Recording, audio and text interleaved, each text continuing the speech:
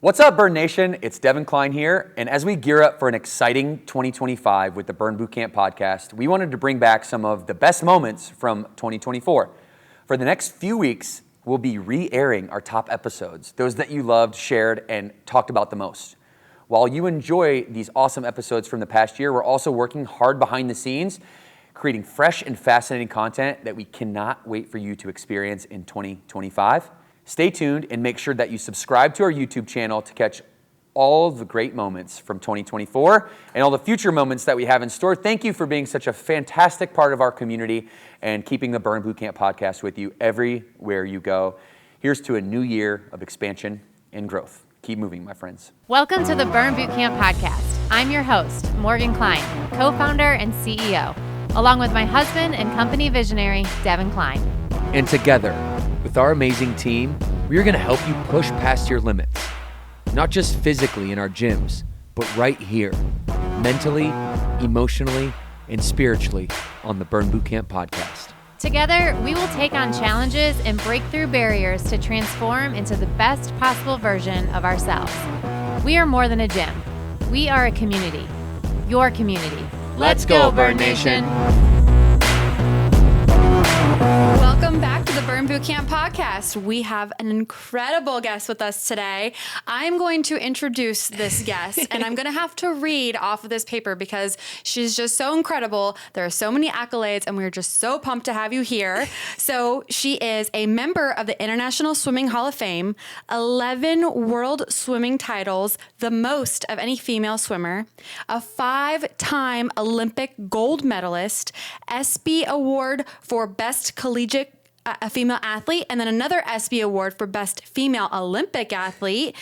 It keeps going, guys. She's incredible. MVP of Cal Berkeley swim team. She's an NCAA national champion.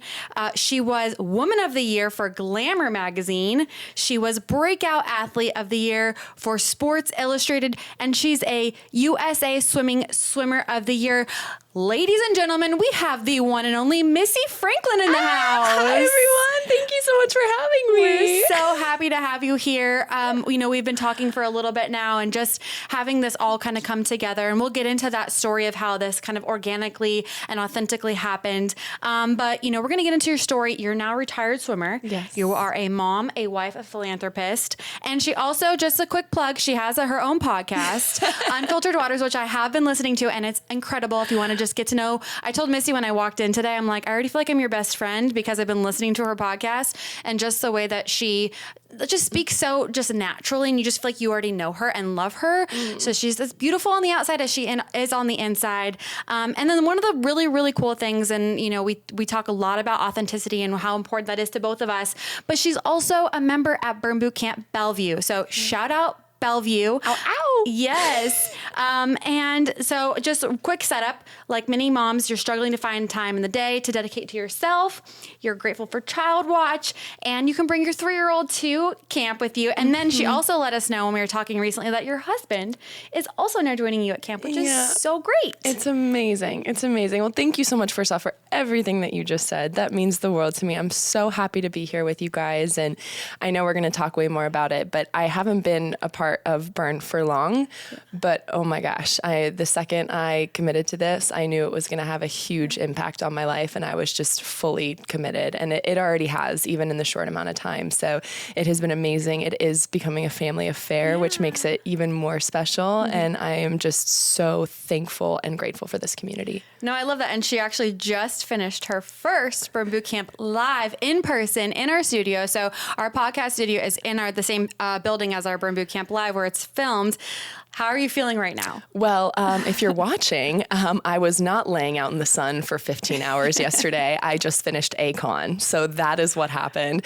It was incredible. It was so hard, but I loved it. Doing a live workout here was amazing. I hadn't done any of the on-demand workouts yet, so that was so fun. I'm about to be traveling a ton this summer. It's an Olympic summer, and I am so thankful that I'm going to be able to have Burn when I'm traveling anywhere I go, and especially, oh my goodness, if they are workouts like that, I'm going to be set. What a way to get introduced to Burn on Demand, Burn Bootcamp Live. You crushed it. She was also in the mod up spot. So you just checked all the boxes. You're like, go big or go home. All of them. Which, after reading all of this, that's the feels mentality. Like that's the mentality for Missy Franklin, right? We all know that about you. I was actually behind the scenes just watching her crush it on the floor. She was with Morgan Klein, who is our CEO and co-founder, and Victoria Cerisi, who's HR, our VP of HR, and then also Aaron, who is our brand director. Those were the 4 mods. And one thing that is really cool that you just kind of melted into the glue that is Burn Bootcamp and what we stand for, which makes sense coming from a team atmosphere. Like I heard you cheering on Morgan, like, you got this, let's go, like one more rep. Like when you get out there and you were working, like what does your mentality feel like? Was it just supernatural for you to like be back in that team atmosphere? Incredibly. And I mean, talk about an amazing group of women to work out with. And Coach Matt was obviously amazing, but that was actually one of the things I missed the most about swimming is, having to retire, being a part of the team was always my favorite part of the sport, and having those days where I needed extra encouragement and I was able to reach out to my teammates and be like, guys, I need it today. Like, encourage me, be there for me. And then the days I was able to do that for them when I knew they were struggling, to have them get to the wall and be like, all right, guys, we got one more, like, let's push, let's go. And just knowing you were never alone in doing that. And ever since I retired, I've of course still stayed really active, but I totally missed that team environment and those people that were there that made those workouts more than just a workout, that made it a community. And so when I found Burn and I found this community and how special it was, and I felt that encouragement, it's been incredible. Like I remember we did at Burn Bootcamp Bellevue, we did the Murph for Memorial Day, and our head trainer, Isabella, I literally would not have finished if it wasn't for her. Like my last 2 sets, she stayed with me and made me count my reps, every single reps. And it's just like, there's so much power in doing something together and knowing you're not alone. And I just know that feeling of, when you're in a really tough workout and someone just gives you that little bit like, hey, I'm with you, we got this. It can totally transform you. And so being able to bring that to Burn at home in Nashville, being able to bring it here, it does feel very natural. And I just love being back in that team element. It reminds me of, when you're reading a magazine, it's like stars are just like us, because I also feel that way. I'm like, yes, Missy, I feel that way too. Like we always say at Burn Bootcamp, like you come for the workout, you stay for the community, and it's you versus you. And it's not we're not like, if I was on that, on the floating floor with you, we wouldn't be trying to compete against each other. We're competing like for ourselves, and we're pushing each other to do our best. And that's what Burn Bootcamp is all about. So before we get into like all the things Burn Bootcamp, because I want to know more about your journey as just an athlete first. So what was that defining moment? If we can start from the very beginning and let's just go through your whole story. When did you really first like have that feeling that swimming was your thing and you were going to commit to it? Yeah. So my career started very young. So I always preface that with like, all of our journeys are different, because I talk to a lot of young athletes and I'm like, listen, if you are not where I was at 12 years old, it's okay. Like this was my journey and this is the one I was meant to go on. But it did start very young. So my parents put me in everything growing up. I did every sport. I was always very into athletics, being a part of a team, and I loved a lot of different stuff. But swimming, I loved it. Like it was that one thing that I would go in with a smile on my face and I would come out with an even bigger smile on my face. And I think my parents saw that and I knew that and felt that. And so that was really where I started to kind of put my focus and my attention, because I just wanted to do more of it. And so naturally doing more of it, I got better at it. So I qualified for my first Olympic trials when I was 12. And I went there when I was 13 years old. Say that again, you were 12. I was 12. Wow. So I competed at Olympic trials for swimming in 2008, which was for the Beijing Games, and it was in Omaha. And of course I knew I wasn't going to make the team, but one of the coolest things about our sport is that it allows middle schoolers and high schoolers to be in the same pool, in the same area as the greatest in the world at what they do. And not a lot of other sports get that. So here I am in Olympic trials and I'm in the same warm-up pool as Michael Phelps and Natalie Coughlin and Ryan Lochte and Nathan Adrian and Katie Hoff. And I'm just like, oh my gosh, like what is like, happening? Like, yes, like full on, like have my little flip phone and I'm taking like stalker photos of them on the pool deck. And it was just a transformative experience for me, because I took it and instead of going, oh my gosh, what am I doing here? I was able to have the perspective of, no, I earned my spot here and I deserve to be here. And I get to see firsthand what it's like for someone to make an Olympic team. And getting to see the first world record get broken and seeing these Olympians when they touched the wall and their face when they saw that they had made the team, it was just so powerful for me. And so we left that meet, and I remember at 13, looking at my parents from the backseat of the car because we drove from Denver. And I was like, in 4 years, I'm going to be 17, and I want to do everything I possibly can to give myself a shot at making the Olympic team. Like, I know I didn't have a shot this time. This was just an amazing learning experience, but now I have 4 years, and I'm going to do everything I possibly can to come back and make this happen. And that was what we did.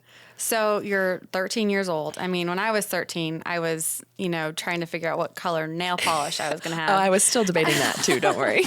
And here Missy Franklin is like committing to the Olympics and being a member of the Olympic team. So at 13, then what did you have to do to like train? Like, what did your training regimen look like? Talk us through like the whole process for those 4 years to set yourself up for success. Yeah, absolutely. So I talk a lot about goal setting and making a plan. And I think that's exactly what we did is you really have to break them down so you can have that amazing goal, right? For me, make an Olympic team. But if that was my only goal, there was going to be no way to track my progress over the next 4 years to make sure that I was doing what I was supposed to do to get there. Yeah. So we really broke it down step by step. I did that with my coach. My parents were very hands-off in that this is your goal. So we're not the ones that are getting in the pool and swimming these laps for you.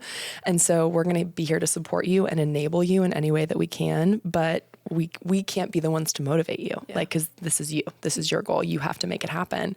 And so I worked a lot with my coaches, like, okay, Olympic team, that means I got to make a world's team. I got to make a Pan Pacific team. I've got to make the national team, which means I need to be going these times, and to go these times, I need to be doing this at practice. And so we really just broke that down.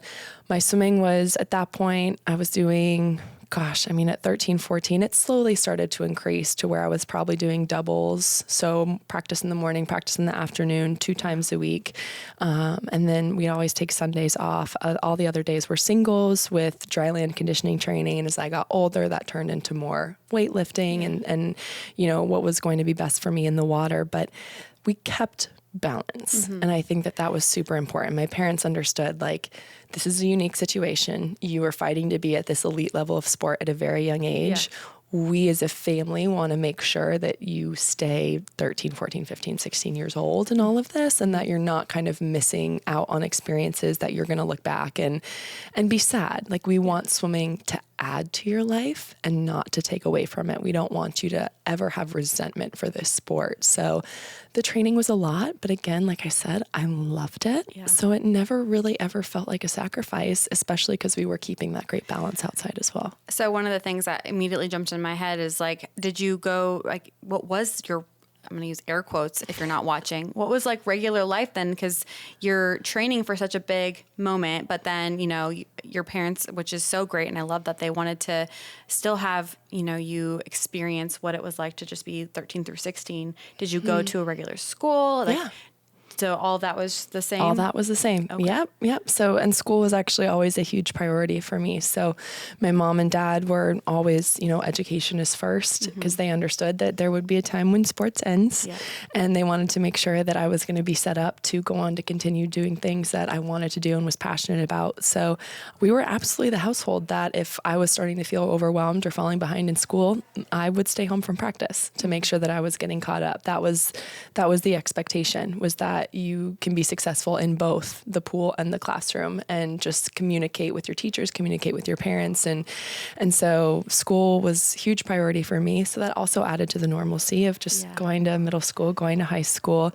And then, all the normal things. I mean, going to the mall and shopping with my girlfriends, going to outdoor country music concerts in Colorado, and there were some changes, like if there was a sleepover for a friend's birthday party, I would go for dinner and maybe stay, but then I would leave around 8:00 so I could go home and get some sleep before morning practice the next day. Yeah. So again, there was a little give and take there for sure, but it was always a balance that I was choosing for myself. I would be the one to make those decisions. And again, it never did feel like much of a sacrifice because I was so excited to be doing what I was doing. Did you go to prom and like homecomings? I did. You were able to I wanted. that's great. So I am a dancer. Okay. So I was not about to miss any opportunity to do that.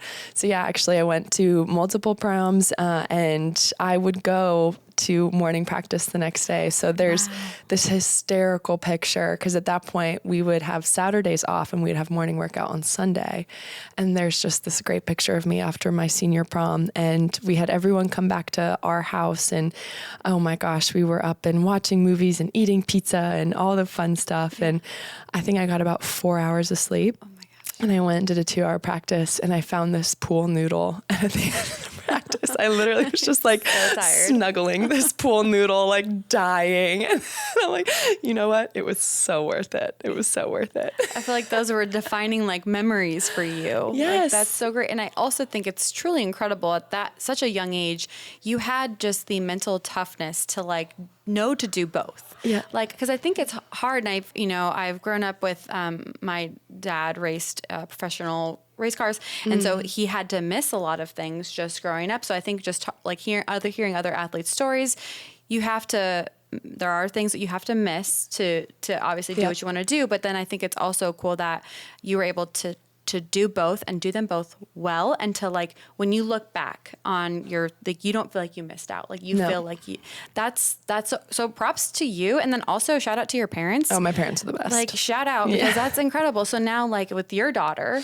which we'll get into her a little bit later, but you know, I think that you were set up for success. Now, if she finds the pool or whatever it is, like you now kind of have like a playbook, if you will, of absolutely how to do it, which is, as a parent, sometimes you just need that, like something to lean back on. Yes. And I'm so grateful. I mean, my parents just set the best example to me of just being there and being supportive. And I think something that they did that was incredible was they just included me in a lot of stuff, especially at that age. There was hard decisions to make and things to decide.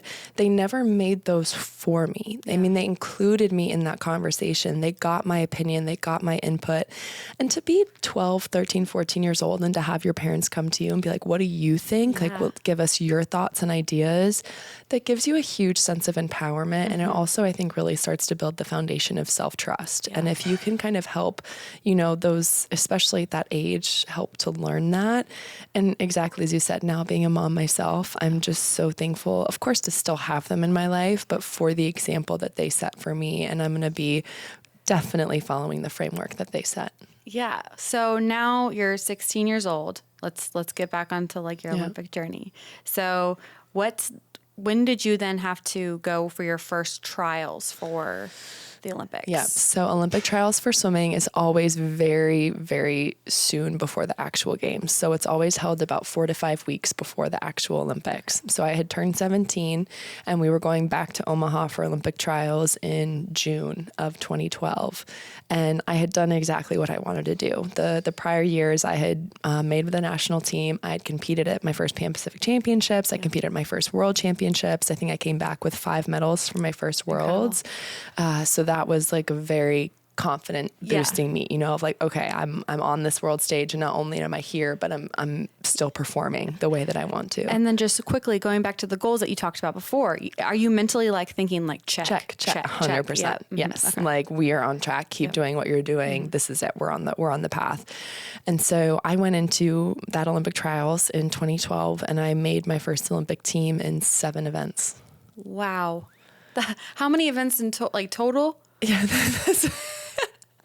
I don't even know, to be honest. So 28 men and 28 women in the entire country make the team. Dang, guys. Yeah, so I made it in 4 individual and 3 relays. Wow. So there was definitely a moment of like, okay, that's a lot. Like maybe for my first Olympics, I could have done like 2 events. Yeah. Like I'm not sure I needed the whole 7.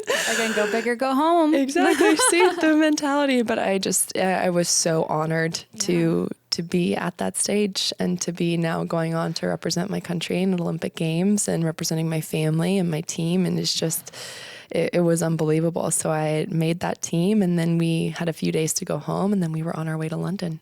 That's so incredible. I remember being home and like, cause obviously I follow the Olympics, and I remember hearing just about you, and you're just so inspiring to so many. So, I just kind of, I felt myself go back in time when you were talking about your own story. And I remember hearing like Missy Franklin, like she's the best, right? So talk about, then you had 4 Olympic gold medals at those games. Yeah. How does that feel? Like you got, like, just talk us through the mentality of like winning your first one, and then just like what happens after that from a mental game perspective. Yeah, for sure. So my first medal at that meet was actually my bronze, and I got it in the 4x100 freestyle relay with my teammates.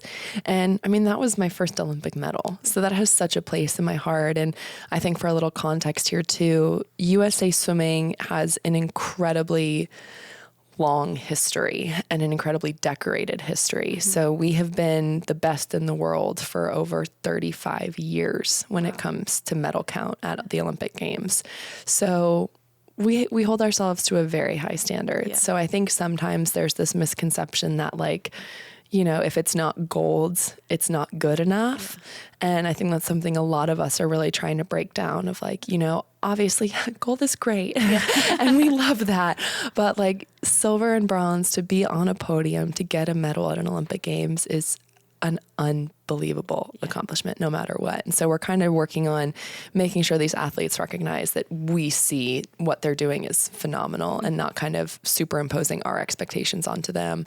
But so I was so happy with that first bronze. And then I won my first gold in the 100 back. And then we won it in the 4x200 freestyle relay. I got my third gold in the 200 back when I broke the world record as well. And then got my fourth gold in the 4x100 medley relay. And we also broke our world record in that. So it was just like, it was the perfect 8 days. Like everything went exactly how I could have imagined. I mean, there's a few, like I missed a medal in the 200 free by 1/100th of a second. I got 4th. I think I got either 5th or 6th in the 100 free, but that was my least best event. Of the 7. Yeah.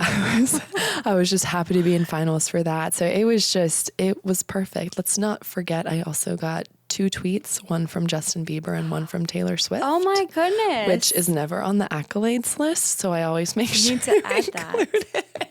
For sure. But it was amazing. I mean, I'm 17 years old and all of this is happening. So it was just such a dream come true. But at the time too, like I genuinely was just having fun.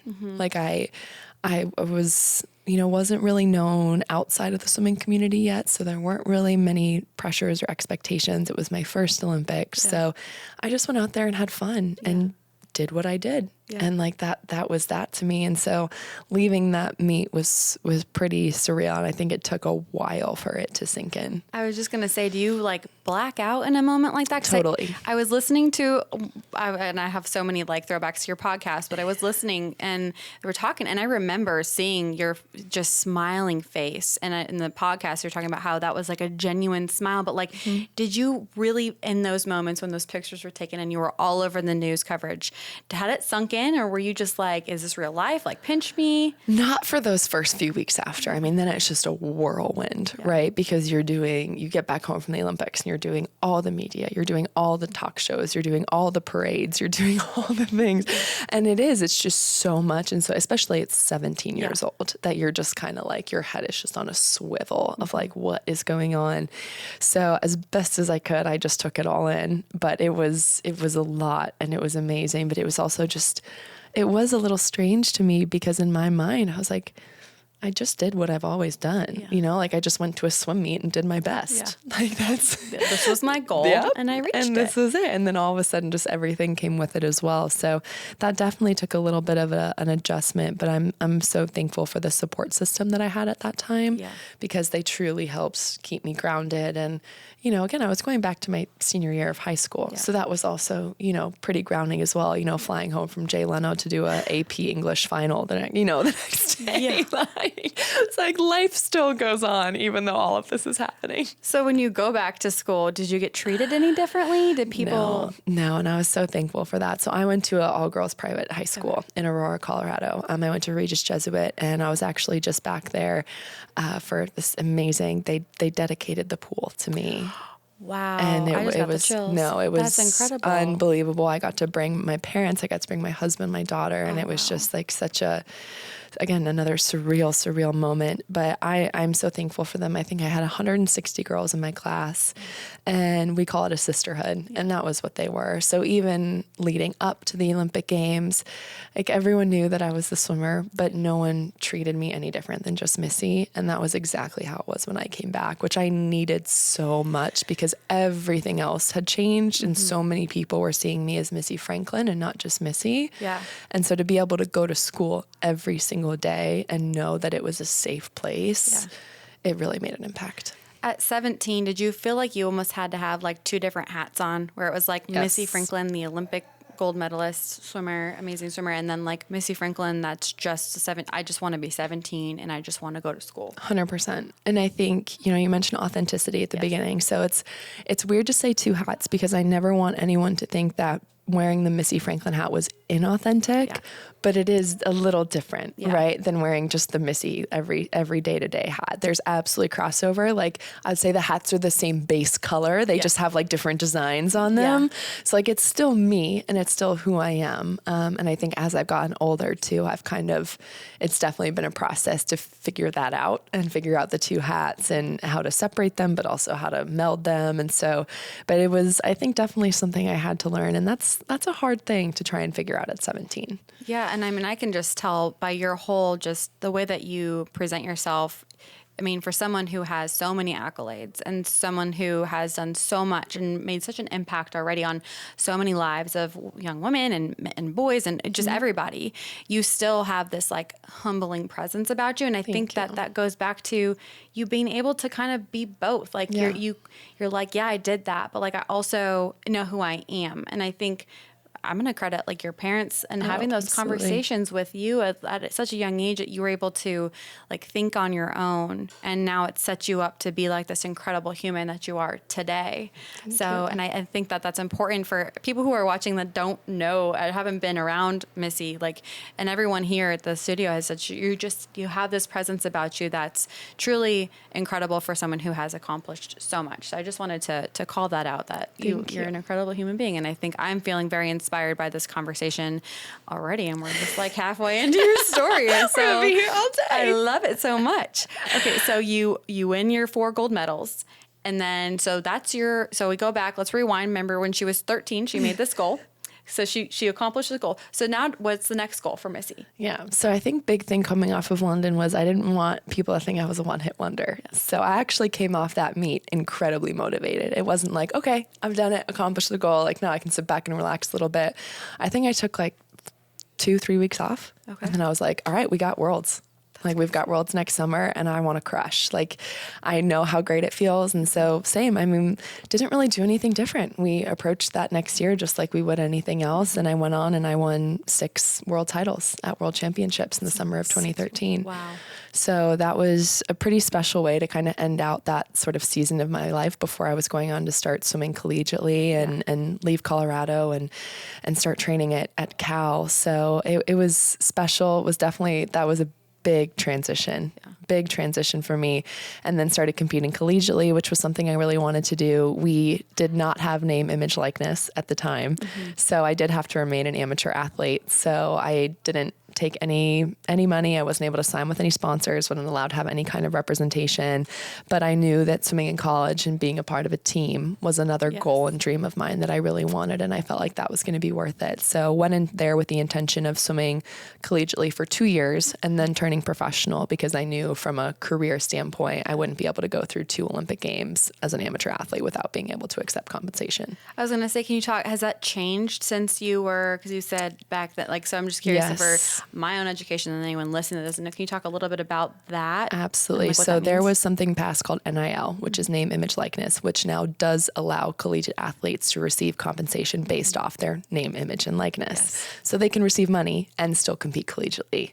That was not around when I was competing. So I could not accept any money. We were able to get medal money in London, but this was before we actually got taxed.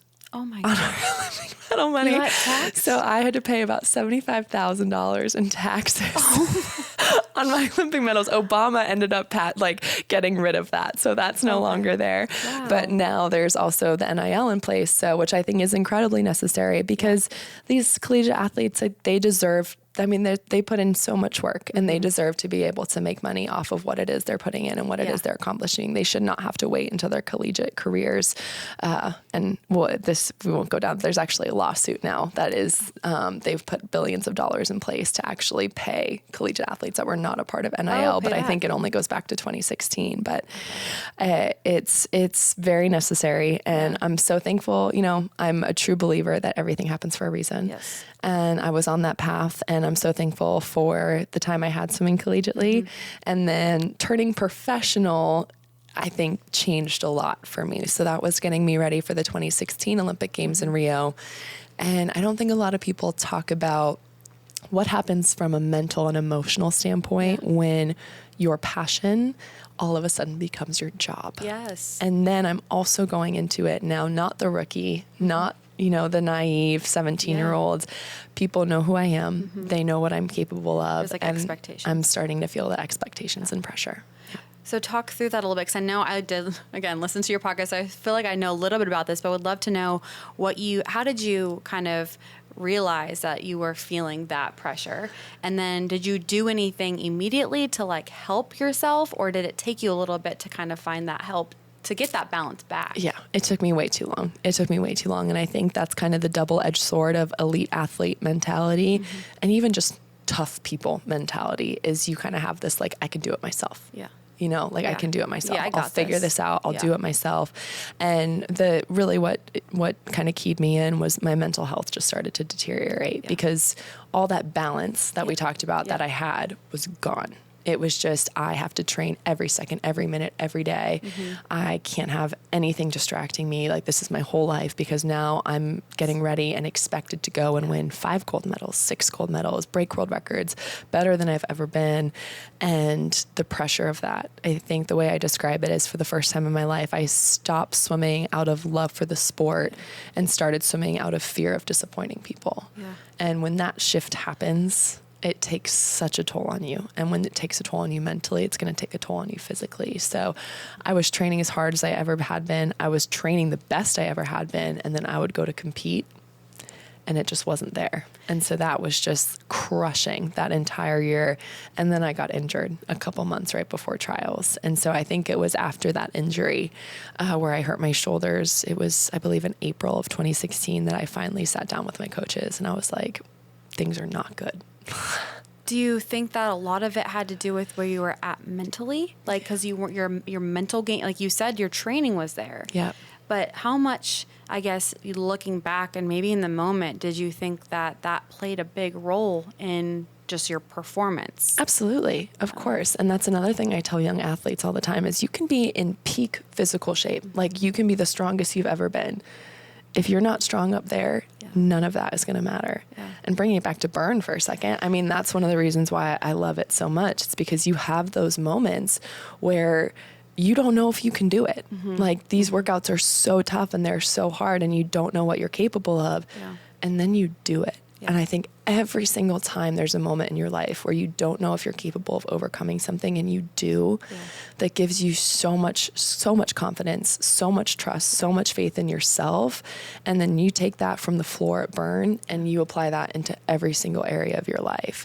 And I don't know where else you can get that. And so to be able to have that every day when you go in, like I was telling Matt, yesterday was leg day and I picked a weight for my weighted wall sit and my trainer, Connor, came over and literally put double that weight on and I did it fine. Yeah. But I would have never even known I was capable of doing something like that. A, without the teamwork push, but also just being in an environment like that. So I think making sure that you are taking care of yourself mentally and emotionally, it's so crucial. And recognizing that asking for help is not a sign of weakness. It's actually the strongest and most courageous thing you can do and getting the help that you need. So at that point, it was just slapping a Band-Aid on when I needed stitches. There was so much to do there, but trials was 2 months away. So there was only so much we could do with my injury. There was only so much we could do from the mental health perspective, but did somehow, by the grace of God, manage to make a second Olympic team and go to Rio.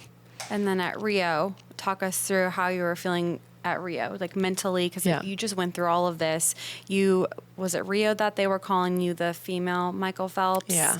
I also heard that, and I couldn't even imagine having all of that pressure, and you have to show up and you're smiling still. Yeah. Because you don't want anyone to probably, really understand or see maybe what you're feeling on the inside, because you have to show up feeling confident. You have to show up because you're there to win, right? Yep. And you don't want to give any of your competitors a advantage of like, oh, she seems off. She doesn't seem like herself. So so you're not allowed to talk about any of that stuff. So I wasn't allowed to talk about my injury, so Rio was really tough. So no one knew that you were injured? No. Okay. Because think about it, right? You're not going to promote to the world right before you go to a competition, oh, I'm hurt, because all that does is give your competitors a leg up. Yeah. If they think now they're going to practice every day going, oh, Missy's hurt, this is my chance, this is my time.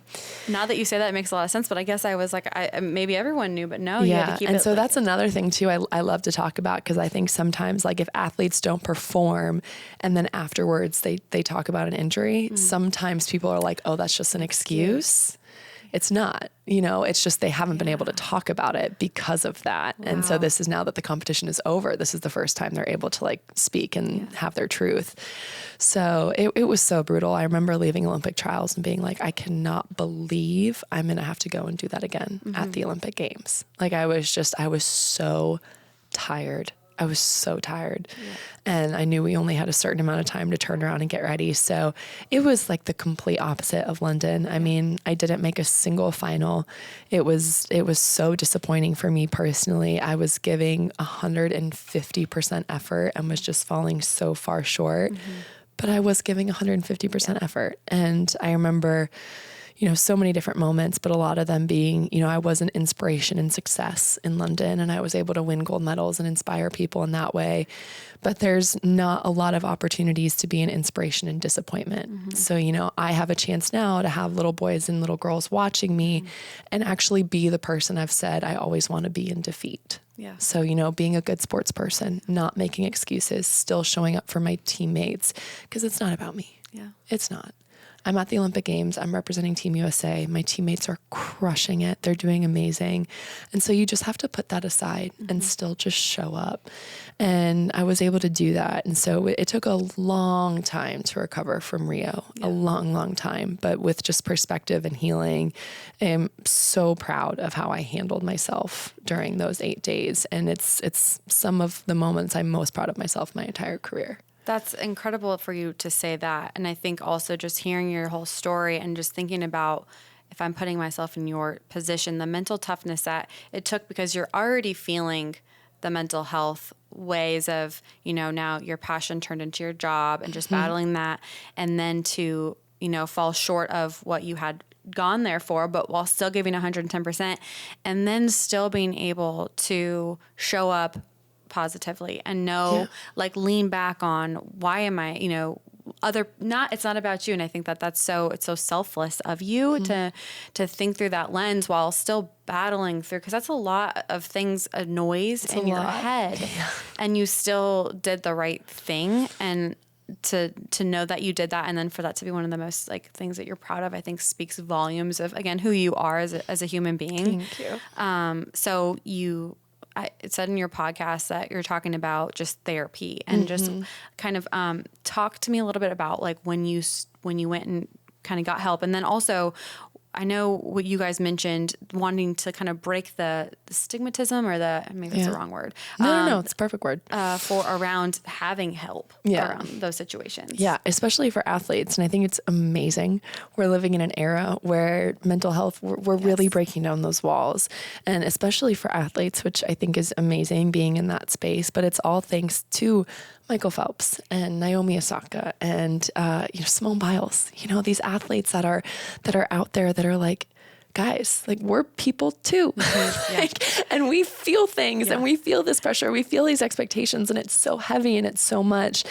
And so it's something that Katie and I really do try to talk a lot about on our podcast, is bringing these athletes on and sharing their stories of not just the highs and the success and how wonderful it feels, but also the lows and the times they've really had to push and struggle. And so many of the athletes that we have on are actively seeing therapists or sports psychologists. And I think there's just this really deep understanding now of, just like I said, you have to train the mental just as much as you're training the physical, and you have to be healthy and happy to really be at your best. Yeah. And that's like my saying that I'm known for, is that happy swimmers are fast swimmers. Yeah. And I just think that that's true of life. Yeah. You know, like happy burn goers are strong burn goers. Like, it's just like, if you're happy to be there every day, you're just gonna work harder and you're gonna feel more fulfilled when you're doing it. So yeah, I got home from Rio and immediately I had been seeing a sports psychologist before that, but got into therapy, which was so helpful. I still see a therapist today. She's the best. And, you know, I just find that it's a time that I just look forward to so much, to just be so real and so vulnerable. And I'm so thankful. I also have so many friendships in my life now where they're all like my personal therapists. Like I'm realizing more again, as I get older, the importance of having the people in your life that you can show up exactly as you are. Yes. And there's no facade. There's no putting on a face. It's just you. And I think that there's so much power in that. So it's definitely been a journey, and there's still ups and downs. Like mental health, it's just like physical health. It's not linear. Yeah. It's not like you're just going to keep getting stronger every single day for the rest of your life. Right. Like there's going to be periods and there's going to be seasons where it maybe has to be pushed back and it may not be able to be the priority, and that's okay. And same with mental health. You know, there's going to be times where maybe it hits you really hard again and it feels like you're taking steps back, but in reality, it's just an opportunity for you to use the tools that you've already gained and then get new ones, so that when it hits again in the future, you can just continue to grow your own ability to get through hard things. I love all of the words that you just said, and it's something that I've focused on a lot. I mean, and we'll talk about just Burn Boot Camp and this idea of mental health and physical strength, because we talk a lot about it at Burn, but something that I've been more aware of is self-awareness. And I think having that self-awareness, which I don't know if everyone, if you're a professional athlete, I'm just assuming that you have more self-awareness earlier on because of all the things that you said at 12. I definitely did not feel the same way at 12 that you did. And so I think like having the self-awareness of when to prioritize is so important. And I think that that's where, and it doesn't have to be Burn. It doesn't have to be, you know, being an Olympic gold medalist, to like just find something that helps you have that self-awareness. Like I feel like if you're listening right now and you don't know, you know, you don't have that self-awareness of your mental health, I think it's so important to find whatever that outlet is, even if it's just going to your friend and having them listen. I think that that's for people, again, who struggle, because I know I've struggled with mental health, and I feel like the majority of people do, especially moms. Yes. Which I want to get into, actually. Something that you said was when you were transitioning to retirement, one of the things that you said was you kind of were, you didn't know what your identity was going to be. And I think that that resonates a lot with people who are listening, and me especially, as I turned into, when I had my first child, that mom title, I was like, who am I now? Yeah. Can you talk a little bit about that transition from being that, you know, professional athlete to then retirement, and like what that kind of looked like for you from a journey perspective? Totally. So it's really, really tough. And there's just not a lot of resources out there for athletes. And it doesn't even have to be at that Olympic elite level. I mean, it can be a high school athlete going to college and not playing their sport anymore. It can be a collegiate athlete that finishes their 4 years and is going on. Like it's dramatic, but it's truly kind of feels like a death because this thing has been a part of you for so long. And then all of a sudden it's gone. And it's not like this kind of slow ease out transition. It's like, no, like one day you're an Olympic athlete, a swimmer, and the next day you'll always be an Olympic athlete, but like you're not. Like this part of you is gone. And so thankfully, I think I went through a lot of that after Rio, like that I felt so lost in the sport and I felt so betrayed by it that I think I had to work through a lot of that during that time, so that when I did have to retire due to injury, which was in 2018, I again had some tools, and it was still a challenge, but I had done some work on realizing that I am more than what I can do in a pool. Yeah. I have more to offer the world than swimming backstroke. And it just also paired beautifully. I think just God knew that I needed it with beautiful things that were happening in my life at the time, like getting engaged and recognizing this beautiful future that I still had laid out for me. And, you know, that God still had so much more in store, even though it felt like it's hard to compare to what had been accomplished at that point in my life already, but just trusting that there was more and that it was going to be beautiful and that I still had that purpose in front of me. So it was a really tough transition, but as I've talked about before, my dream job my entire life has been being a mom. Yeah. So when I met my now husband, when we started our relationship, when we got engaged and kind of began that, I did realize that there was still so much more that I had to look forward to. Yeah, no, that's beautiful. And I think, again, it goes back to having that self-awareness of, okay, this is not just the end of, me. This is the beginning of a new me. And that, I can take what I've learned from this life and apply it to my next dream job of being a mom. Yeah. One thing that we did pull, and I just want to get your thoughts on kind of where you were at. It was in your ESPN retirement letter. I just want to read a little blurb that you wrote and then have you kind of reflect on it, if that's okay. Absolutely. Okay, so Missy says, I began to realize that my greatest dream in life, more so than Olympic gold, has always been becoming a mom. Swimming had been such a huge part of my life for as long as I could remember, but it was not my entire life. I still have dreams, goals, aspirations, and intentions I plan on living out every day of my life. I will never be able to express in words how grateful I am for swimming, for the places it has taken me, the lessons it has taught me, and most importantly, the people it has brought into my life. So we kind of just hit on that, but I feel like if you could sum up what you're feeling then and then kind of how you feel now, just reflecting back on that. Yeah. I mean, I feel like now I just feel like that times 10, just with even more perspective. It's just so grateful for my sport. And what it gave me and the places it took me and the people it brought me.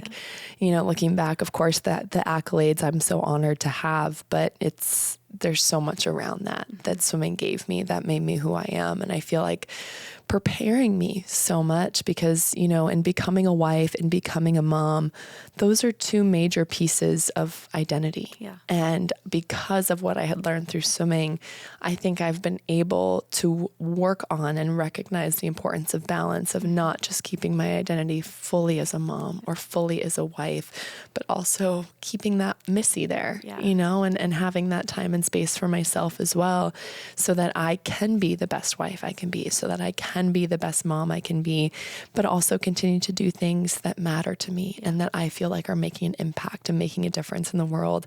Because that's also the kind of role model I want to be for my husband and for my daughter. I know that both of them are that kind of role model already. I mean, my daughter's 2 and she's my greatest hero along with my husband.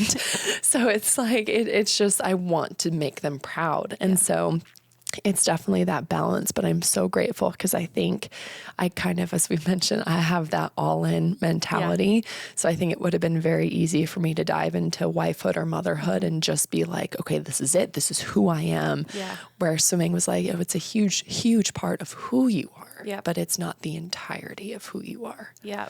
I think also now I'm just going back into mental health. And I know you've mentioned this to us before, is just how much fitness plays a role in your mental health. Yep. Can you talk now? I mean, obviously you're not a professional swimmer anymore, but you still clearly prioritize your fitness.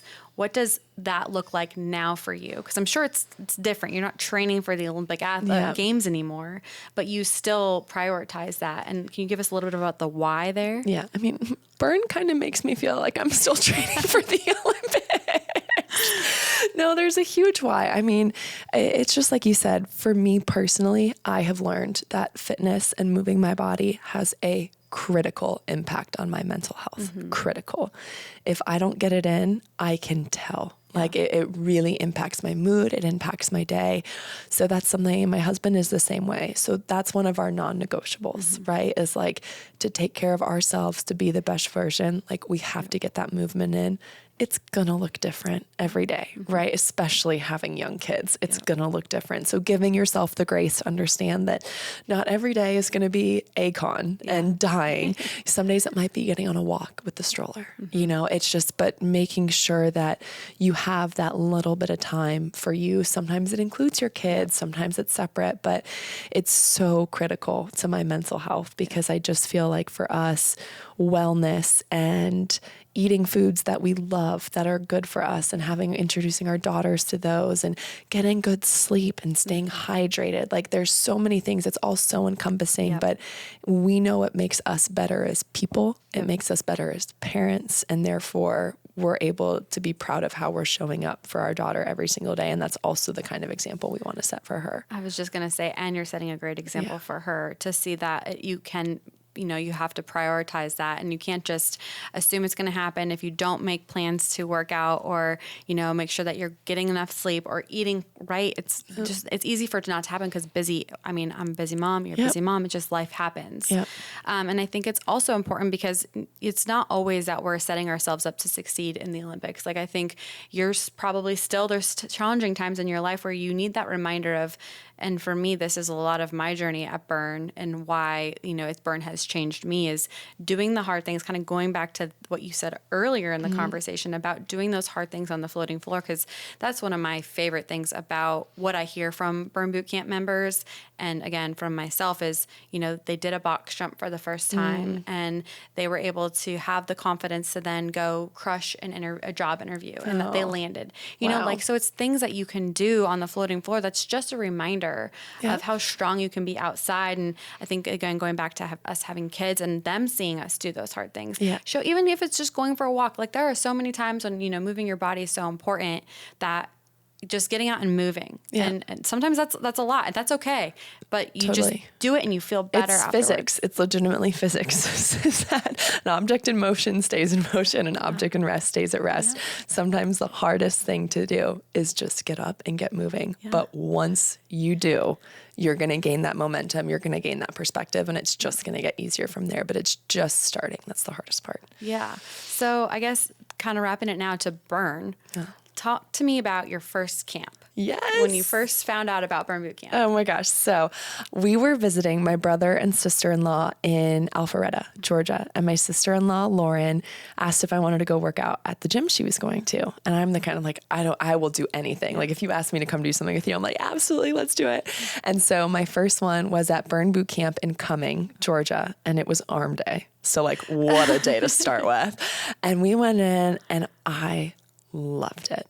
Absolutely loved it. Like I remember finishing that workout. We brought Caitlin, we brought my cousin, her daughter as well, and put them in and it was just, I was like, what is even happening right now? Like we're getting this amazing workout, but our kids are right there having the best time. Like I was just like, what is even going? And then it was so tough. Like everything about it. I was like, this is unreal. And I'm like, man, I would kill to have this where we live. And Lauren looked at me, she was like, you do. Like there's definitely Nashville locations. And so I looked it up and of course I found Burn Boot Camp Bellevue, which is like, so close to our house and I could not believe it. And so literally we got back from the trip the next day, I walked straight into that gym and I was like full membership. Like I am in, I am committed. We're doing this. And I think since that point, if I am in town, I'm there every single day with Caitlin. That's awesome. And that was in February of? That was in April. Oh, April. Okay. Yeah. Okay. It has not been long, but I just like, again, the mentality, I'm full send. Like once I'm in, I'm in. And so, we visited them first week of April. So I think I joined Bellevue like the second week of April and I'm obsessed. That's awesome. So your favorite protocol is arm day? Arm day. Yeah. Yep. Arm day is my favorite. Leg day is growing on me. Okay. And then I'm one of those total wackos that loves core. So core and conditioning you do love a core day. Yeah, great. That's so fun. That's actually, I love all of our protocols, but that's one of my least favorite. Yeah, it's totally hit or miss. It's like pineapple on pizza. You either love core or you hate it. That's so true. That's so true. And then your husband now is going with you. Yes. So do you guys go to the same camp times? We go to different camp times because of his work schedule, unless it's a weekend, which is really fun when we get to go together. Yes. So like we did the Memorial Day workout together, which was amazing. And that's been really cool for us too, because sometimes we work out at the same time if it's in the morning before our daughter gets up. Again, that was pre-Burn life because now I can take her and sleep in, which is amazing. But it's so nice to have that time with him as well. Because as I've mentioned, my husband is just an unbelievable inspiration to me. People kind of laugh when I say this, but it's genuinely the truth. He is the greatest athlete I've ever known. Like he is so talented. He's so good at everything that he does. His work ethic and his mindset blow me away, absolutely blow me away. So I love the opportunity to get to work with him and to get to see him work and to be inspired by him and be pushed and motivated by him.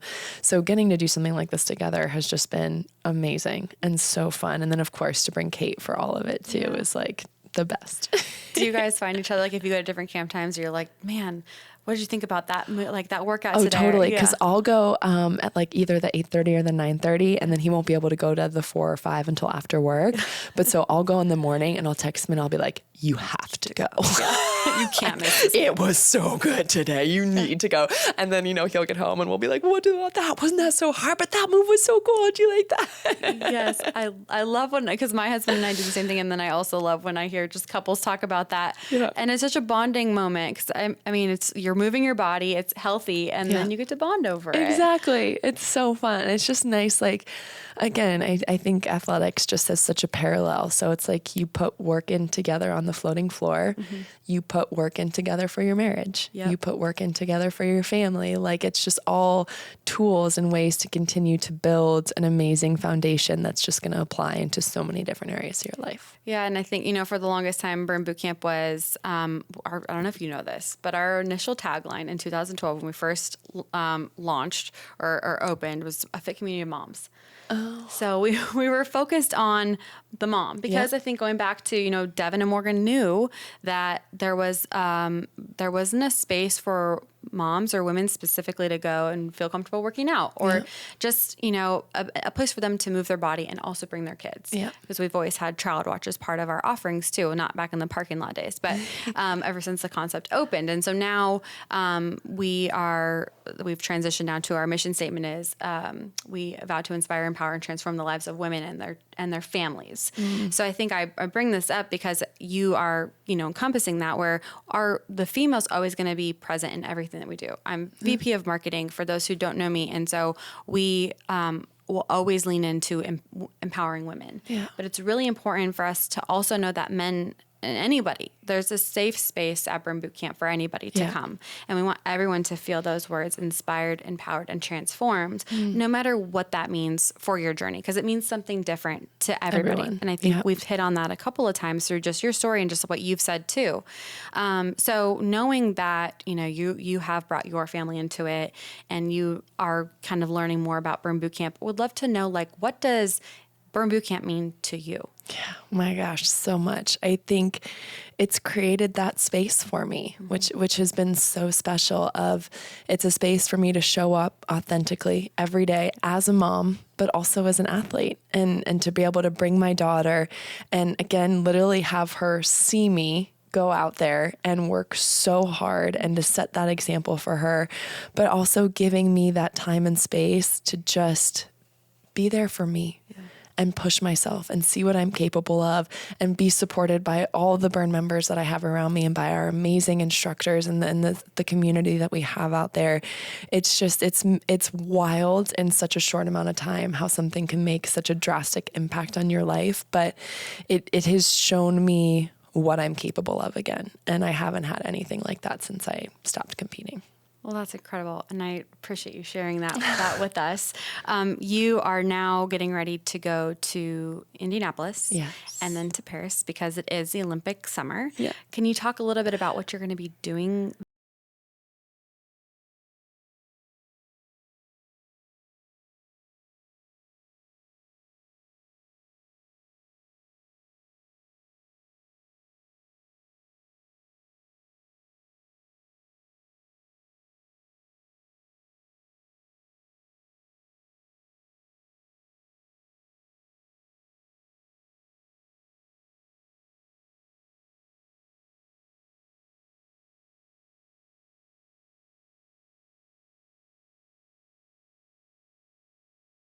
Lots of stuff going on for those 10 days.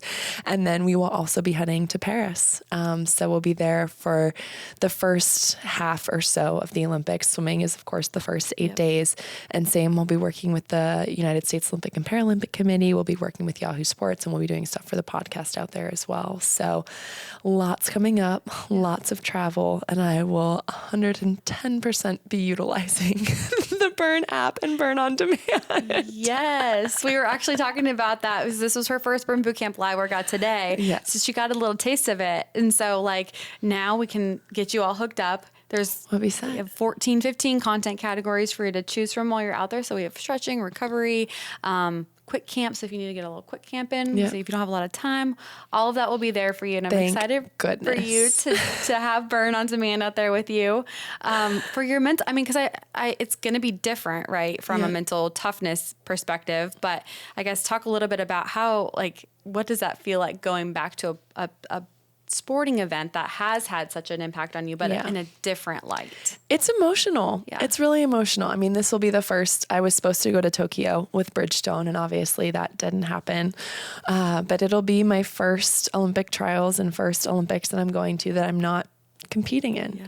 So I know there's going to be a lot of emotions around it, but I think, it's something that we've talked about, that I know everything happens for a reason, and that God's plan is much greater for my life than my own plan for it. And just being able to have full faith in that. And I mean, truly, my daughter changes everything. I mean, when I look down and I see her, it's like, I know if things didn't happen exactly the way that they did, she would not be who she is. Right. And I obviously would not change that for the world. So I think there's going to be a lot of emotions, but I love that I get to bring my husband and Caitlin with me to both trials and to Paris, because I think that's really going to help ground me in that, it may not be where I expected to be, but it's exactly where I'm meant to be and where I want to be more than anything else. So it's really cool to also continue to do things that I'm so passionate about, outside of that swimming space as well. Like, there's going to be moments even today. I know you were talking about how just watching us work out, there was moments where you're like, oh gosh, I wish I was there. Yeah. That'll be me at trials, and of course there's going to be like extra cap, extra goggles. Anyone? Like, is there an open lane somewhere? Like, I'm going to just hop on in. See what I got. Yeah, let's just try it.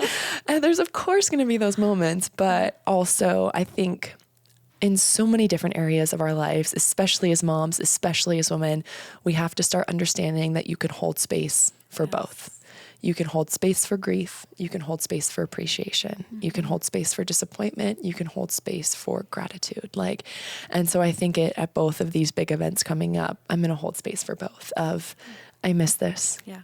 I'm sad to not be competing, and I wouldn't change a thing about where I am. And I'm so grateful to be here and for the experiences that I did have.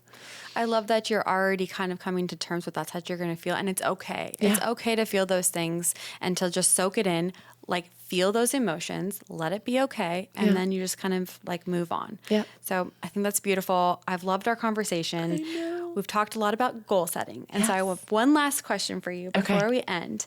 Now that we talked about you hit your goals of being an Olympic medalist, you've hit your goal of being a mom, and that's your dream job.